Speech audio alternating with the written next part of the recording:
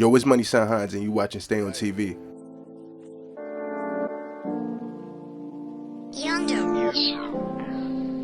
Insecure, who is it? That body. Hey everyone, it's Ashley Tiffaney and you're watching Stay on TV. It's the first episode of the year, 2020, and we're in the Bronx, the boogie down Bronx, home of hip hop, and we're here with MoneySign Hines. How are you? I'm blessed. How you doing? I'm good.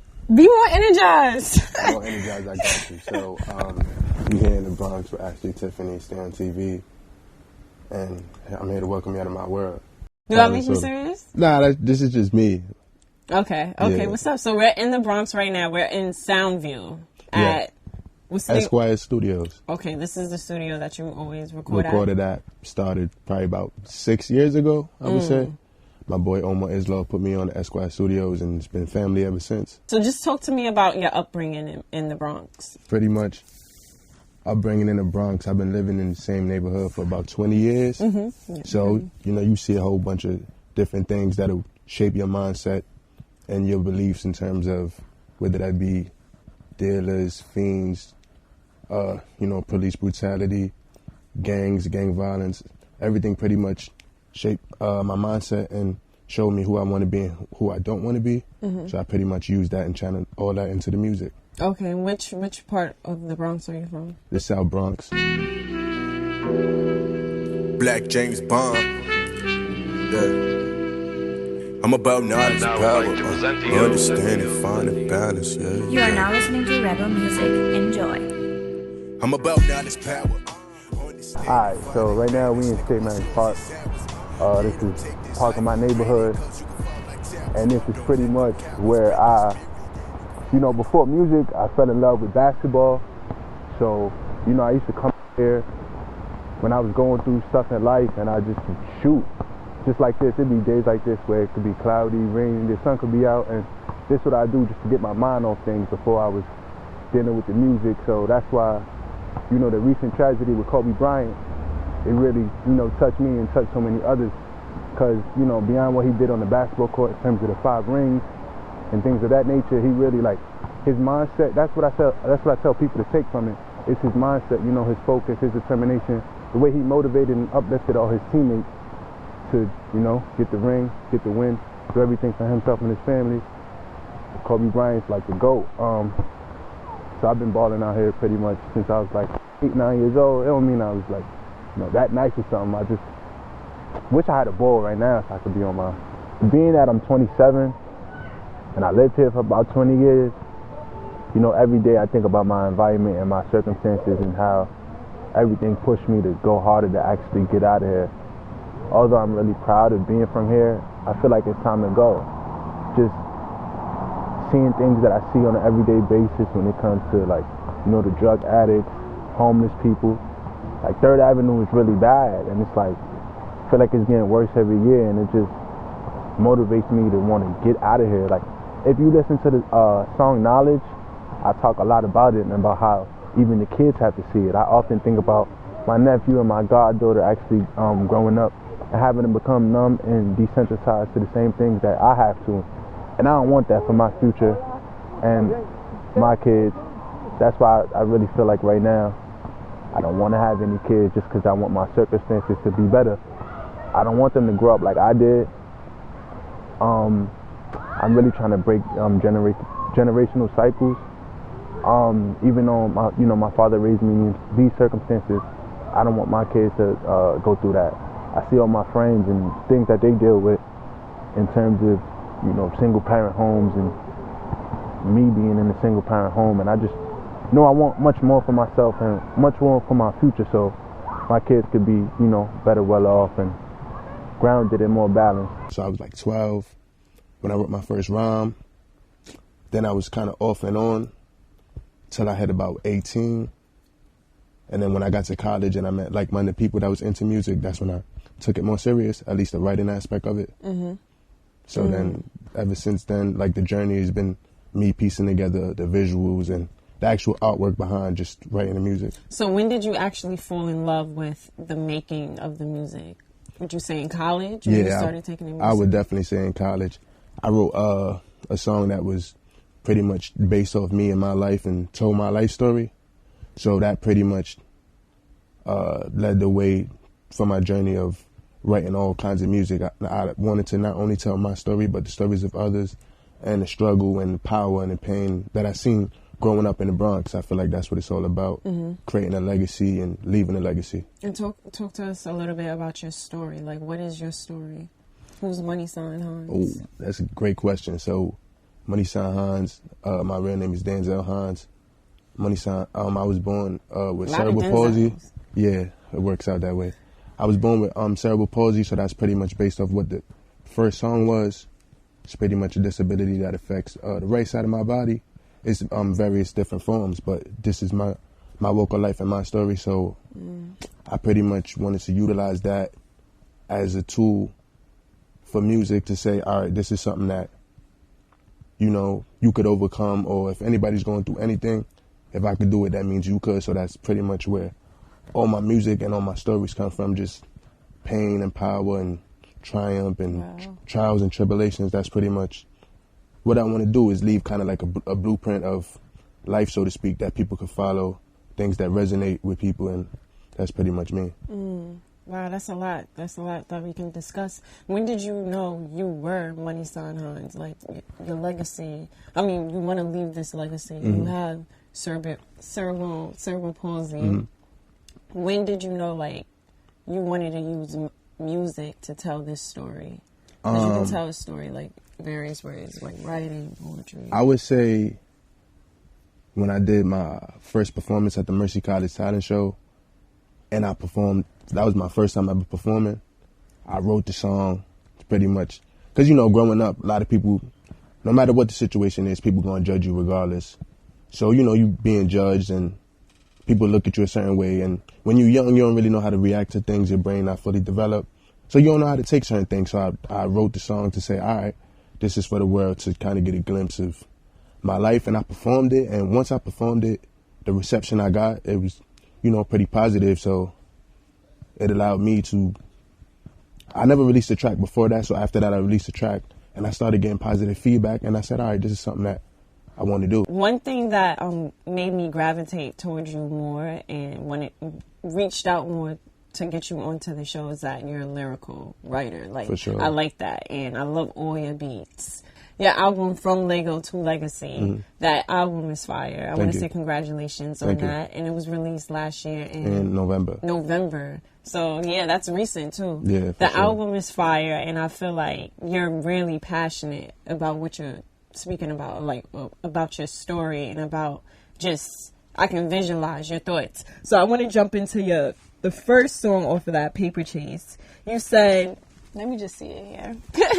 You said, you don't got to see the money to go on a paper chase. Right. And I feel like that's true, because a lot of people, they want to see it. They want to see what they're aiming for to actually get it. But like you, I feel like you're visualizing your success already, and you're manifesting it. Can you just talk about Paper Chase and how that came about? Yeah, so pretty much I was in my room and I actually just looked at a baby picture, and the first lines for the first verses, looking at my baby picture, reminiscing I'm the man now, 'cause I pay the bills and mama thinking about some grandchild. So it was a real feeling, because I would have conversations with my mom on the phone, and she would talk about grandchildren, and then, in all reality, in this day and age, it's don't know if you want to bring in a kid into this world at this point, because it's just so much going on in terms of where I'm trying to be, where I'm trying to get to before I could even give the world to a child or bring a child into this world.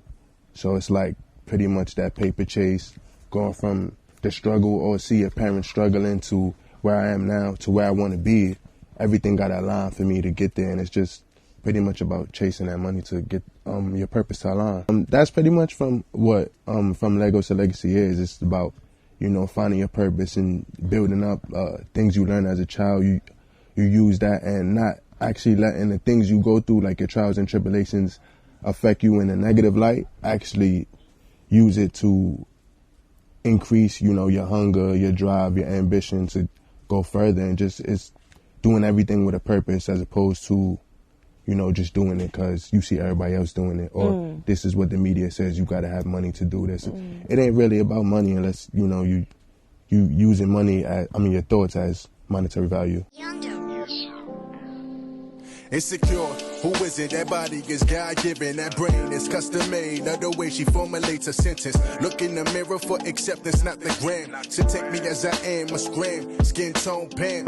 Black girl lost, afraid to take her mask off.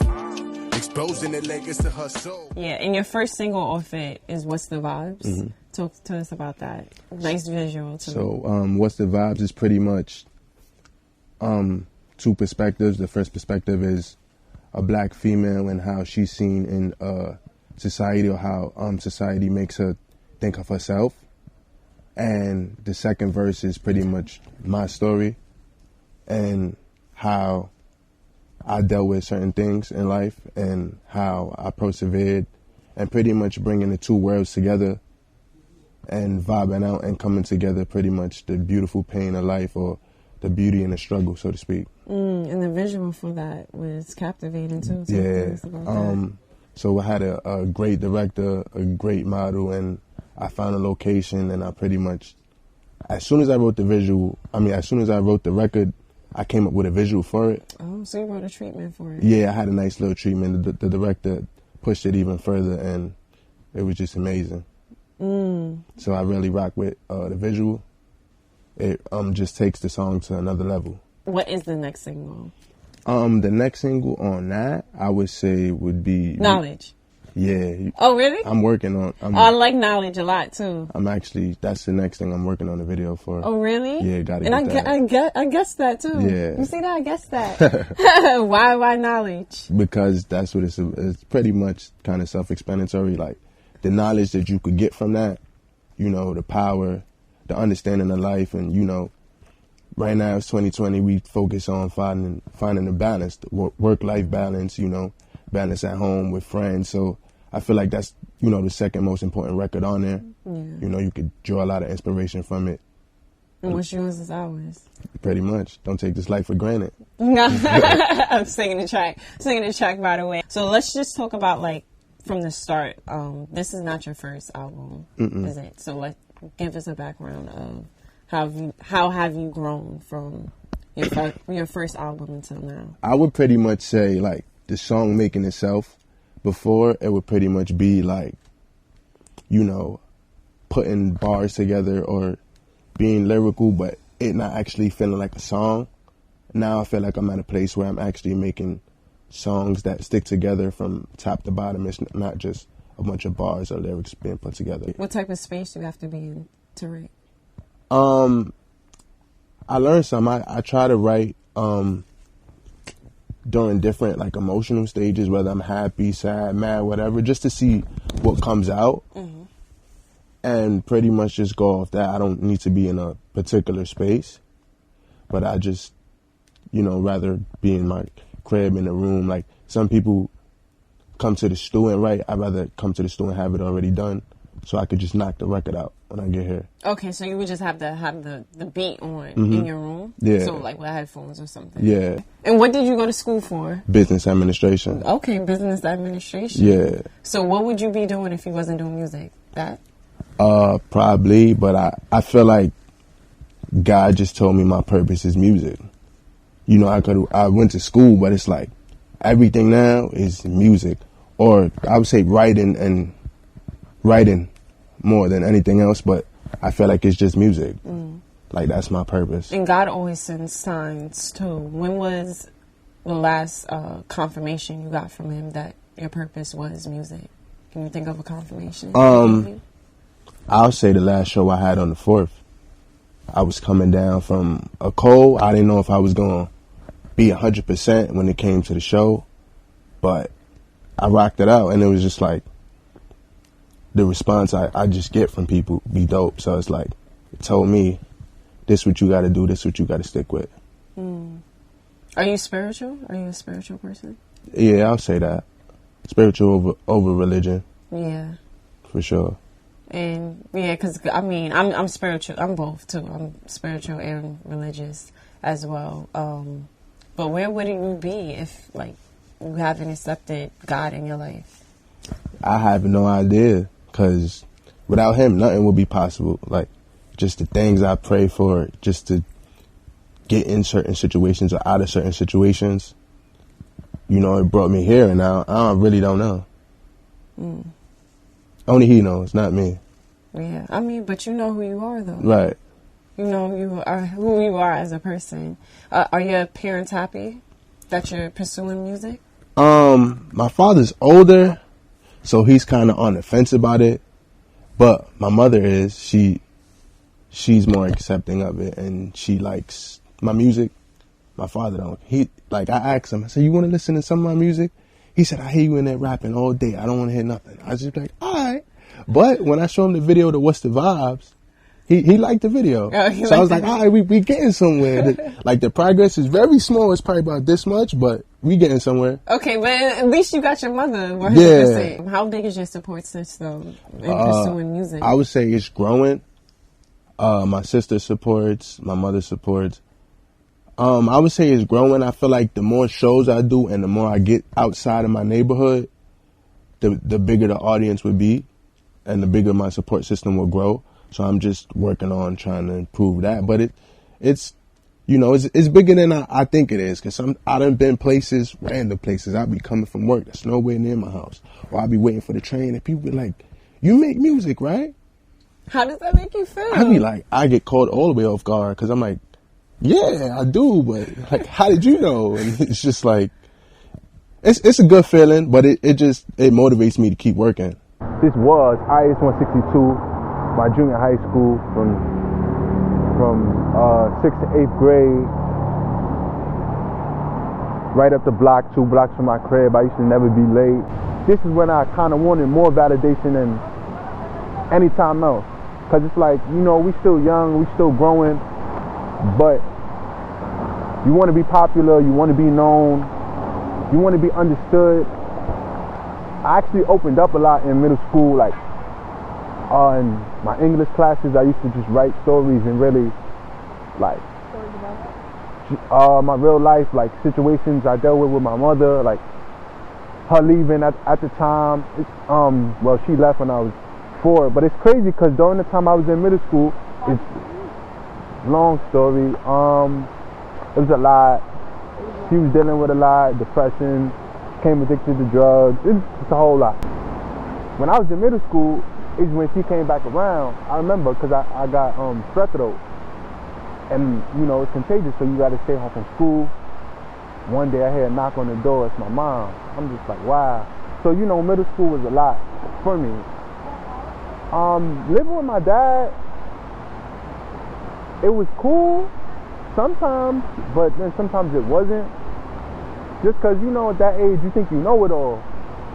So I would try to challenge my father on a lot, or feel like I knew a lot, when really he knew everything.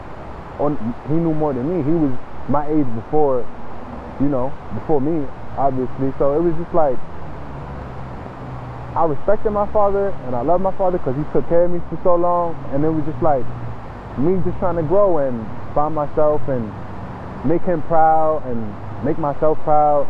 I was just trying to do things to find myself and find more things that we could relate upon. What you have planned for 2020? Remaining consistent and sustaining all my consistency, just more videos, more shows, more music, but I'm really just trying to take my last project around because I know like the world has short attention spans, but like the body of work is good. So, and it's like so many people didn't get to hear it yet. So I got to get it around before I could move on to more stuff. Yeah. I would say like just keep on pushing that. And what's the meaning behind the title?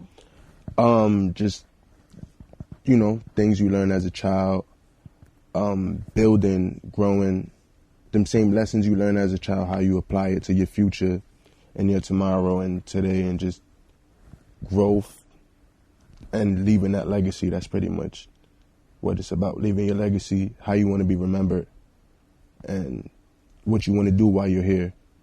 Like, if you're gone today, is there something you can actually say you left behind for somebody to pick up and utilize? 100 years from now, I just want to be known as, a great person, inspiration, a motivator, somebody that affected lives on a daily basis. Because, Grace, like Kobe and them said, like, inspiration is, you know, major for everyday life, and as big and as the best you're gonna get out of your purpose is inspiring somebody. So I just want to be somebody that serves my purpose, gives back to others, and grow with everybody.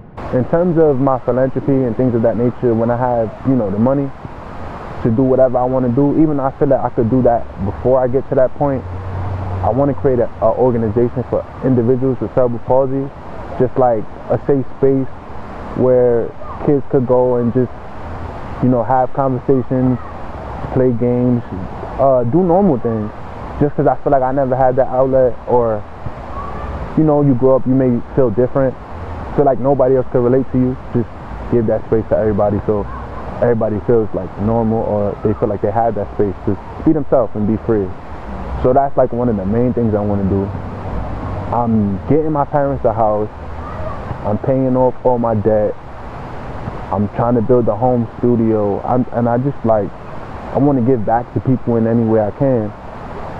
Who's to say when I get in that position, I may, you know, come across more things, but for right now, that's what my mindset is. Right there, guys. Okay, so this is Ashley Tiffaney and MoneySign Hines. And we're signing out. This is Stay on TV, guys. Make sure you cop it, and stream it. You can cop it, scream it, download it, all that. Yeah. And we're tuning out. Peace. Enjoy. I'm about knowledge, power, understanding, finding balance. Nigga, what's yours is ours. Yeah, don't take this life for granted, cause you can fall like towers. Don't let them cowards break your spirit. Yeah, you can fall like towers. Don't let them cowards take your spirit. I'm about knowledge, power, understanding, finding balance. Nigga, what's yours is ours. Yeah, don't take this life for